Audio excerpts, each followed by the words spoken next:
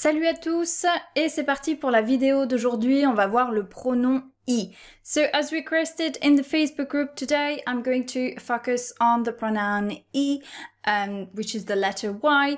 It's really an overview, this video. I'm going to have a look at all of the different uses, but I'm not going to go deep in details in cases. So I'll make other videos where I'll have a look at it in details, but for now it's just a kind of an overview of all of the different uses. So where can you find the pronoun I and what does it mean? Okay, so I could be scary because it's just one letter. So today we're going to have a look at I when it's used as un complément de lieu, which is when it replaces a place, or un complément d'objet indirect, which is where it replaces something. So I obviously is pronounced I, I. And we're going to check where about it's placed in the sentence as well. But for now, let's have a look at some different examples. Okay, so for example, on y va, let's go. J'y vis depuis quelque temps. So I've lived here for a while. On y pense souvent. We think about that often. Well, we think about it often. Il s'y connaît bien. He knows what he's talking about, and when we say that, it means that he knows about it. Okay, he knows about it really well. So, le pronom I remplace toujours quelque chose, and that is the number one rule, okay? So, whether it replaces a place or an object, it is never somebody. So, it could be what we call un complément de lieu. So, for example, j'habite à Nantes, okay, which is where I live. So, I live in Nantes, j'habite à Nantes. And if I want to avoid repeating Nantes, I've mentioned it before, so I would say j'y habite. Okay, I live there, j'y habite. So, that's un complément de lieu. Now, the other one is the use when it's un complément d'objet indirect, which we call in French COI. Je pense à mon examen, so I think about something here, I think about my exam, and you want to avoid saying my exam again, so it's j'y pense, okay? I think about it, j'y pense. Now, why is it indirect? Because the verb penser is followed by a preposition, and here this is a preposition à. A avec un accent, and that's important, and you'll find out why. So first we're going to concentrate on the first case where it replaces a place, and then I'll have a look at examples where it is un COI. Donc le pronom I remplace quelque part. Donc l'exemple qu'on a déjà vu, c'était j'habite à Nantes, donc j'y habite. Ou bien mon fils est à l'école, il y est. Ok, mon fils est à l'école, my son is at school, he's there, il y est. Okay.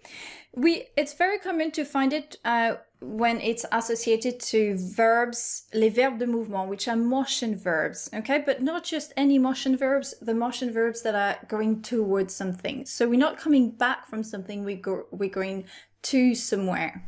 So for example, with the verb aller, which is so common, so aller à, to go to.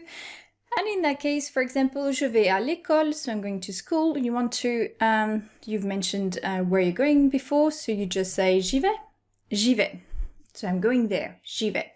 Note that j'y vais is also very common in order to say I'm leaving now, okay, or j'y vais. Now, so in that case, I remplace somewhere. Here it's school, or when you just say I'm leaving, j'y vais, it would be just I'm going somewhere.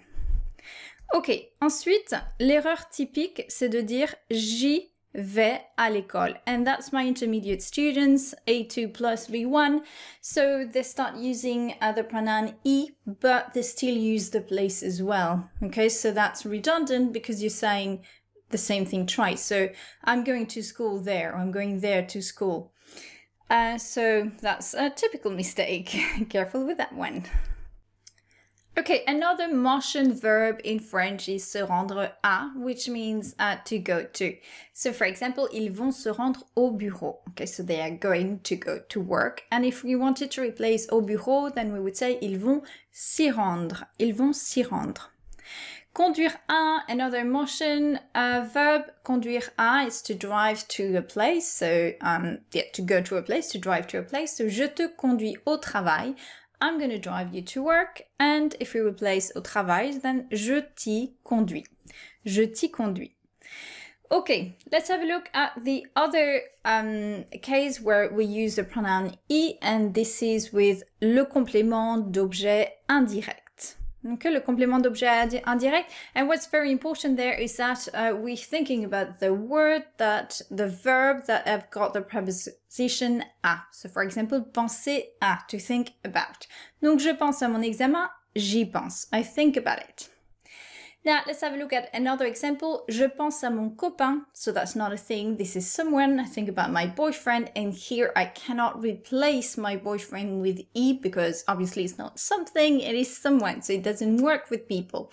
And in that sense, you can only use le pronom tonique. So je pense à lui. I think about him.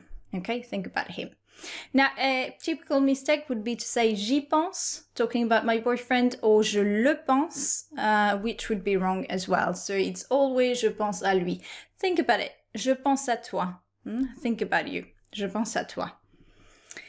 Okay. On doit réfléchir à une solution. This is another example of a verb with a preposition à, réfléchir à, so to think about something, to reflect on something. Donc, on doit y réfléchir. Réfléchir à une solution, on doit y réfléchir. Okay, where do we place it in the sentence? So with, I want to call them regular tenses, thinking about présent simple, passé composé, futur simple, because with these tenses, the pronoun I is going to be just after the subject. Donc, il y va. Nous y avons insisté. Tu n'y échapperas pas. Échapper, that means to escape from somewhere. So tu n'y échapperas pas means you won't get away with it. Now, tu n'y échapperas pas, this is the negative form, obviously. And as you notice, it comes after the negative part ne, here an apostrophe. But with the tenses, and this is very common for many grammatical structures in French, that with some of the tenses with auxiliaries that aren't être ou avoir, so for example, le futur proche ou le passé récent, and also for the verbs that in an other verb after as a complement, then the place of I changes. Okay, so let's have a look at this example. Il va y aller, so is going to go there. So here it's not il y va aller, but il va y aller. Nous venons d'y assister, so we've just attended this, or we just attended that event, for example. Tu veux y aller, so do you want to go there? So the verb that require another verb as a complement, they're quite many. Vouloir, to want, is one of them. Pouvoir, for example, is another one of them. So for example, if it wasn't you can go there, tu peux y aller. Okay, let's have a look at very common expressions that we use every day with the pronoun I. On y va. Let's go. On y va. Il y a. Okay, that's probably one of the first things that you learn in French. Il y a. There is. Note that in French, we don't have a plural version for il y a. So whether what you're going to talk about is singular or plural, it's always il y a. Whereas in English, there is, there are. Okay. Il y a. Ça y est. Ça y est. Ça y est is that's it. And it's often used like I've finished. That's it. Like I've done it. Ça y est. And note that often French people tend to pronounce it aïe, aïe. I don't know why we tend to leave off the C here. J'y suis. J'y suis means I get it. It's kind of like I understand it, I get it. It could be, for example, j'y suis presque, like I almost get it, or I've almost finished it. So j'y suis. Et puis, elle s'y connaît. Elle s'y connaît is she knows what she's talking about. I mean, she knows this very well. Elle s'y connaît. Ok, donc on a vu aujourd'hui que un pronom, le pronom I est un pronom qui remplace quelque part ou quelque chose et pas quelqu'un. D'accord? So it replaces somewhere, something, but never someone. The other thing is, il est lié au verbe de mouvement en direction d'un endroit et au verbe suivi de la préposition à. So if we look at its uses, it's always linked to either a motion verb or it's going to be a verb that is followed by the preposition à. Ok?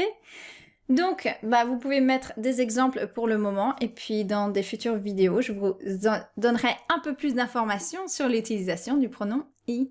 Et puis si vous avez d'autres questions, d'autres thèmes que vous voudriez connaître, mettez-les moi aussi dans les commentaires. Et puis ce sera pour une future vidéo. Allez, au revoir et à bientôt. Salut!